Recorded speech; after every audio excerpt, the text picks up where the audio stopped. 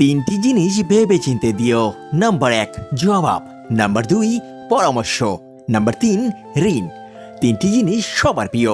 Number 1 সম্পত্তি, number 2 সন্তান, number 3 নারী।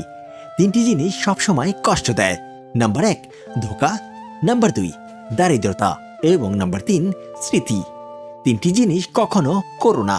নাম্বার 1 অহংকার, নাম্বার 2 অপমান এবং নাম্বার 3 আশা। ভালোবাসা জিনিসটা খুব অদ্ভুত, তাই না? যাকে কোনোদিন চিনতাম না, যাকে কখনো জানতামও না, আজ তার জন্যই কতই না কষ্ট হয়। কষ্ট তো আমারও হয়, কিন্তু তা আমি কাউকে বলতে পারি না। চিৎকার করে কাঁদতে আমারও খুব ইচ্ছে করে, কিন্তু তা আমি কখনোই পারবো না, কারণ আমার কষ্টগুলো বোঝার মতো কেউ নেই। তোমার সাথে দেখা স্বপ্নগুলো আজ একা ভাবতে খুব কষ্ট হয়। কষ্ট পেতে জন্ম আমার, সুখ পেতে নয়। তাই তো সবাই আমার সাথে করে অভিনয়। হঠাৎ একদিন হারিয়ে যাব, কেউ পাবে না খোঁজ। বেঁচে আছি বলেই কি সবাই কষ্ট দেয় রোজ? যখন আপন মানুষ কোনো কারণ ছাড়াই অবহেলা করে, দিন শেষে কষ্টটা তারাই পায় যারা কাউকে মন থেকে সত্যিকার অর্থে ভালোবাসে। আর এটাই বাস্তবতা। বাস্তবতা কি জানেন? যারা হাসি খুশি থাকতে পছন্দ করে, কষ্টগুলো বারবার তাদের কাছে ছুটে আসে। এটাই ভাগ্যের নির্মম বাস্তবতা।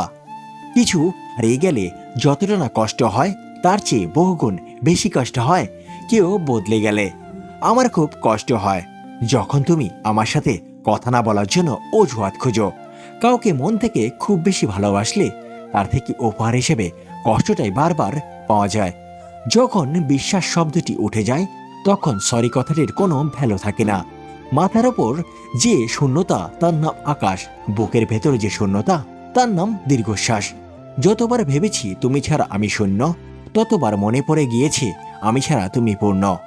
আজ এটা ভেবেই আমি নিজেকে সান্ত্বনা দেই, সবার কপালে তো আর সুখ লেখা থাকে না। আমি তার কাছেই হেরে গেলাম, যাকে সবচেয়ে বেশি মন থেকে চেয়েছিলাম।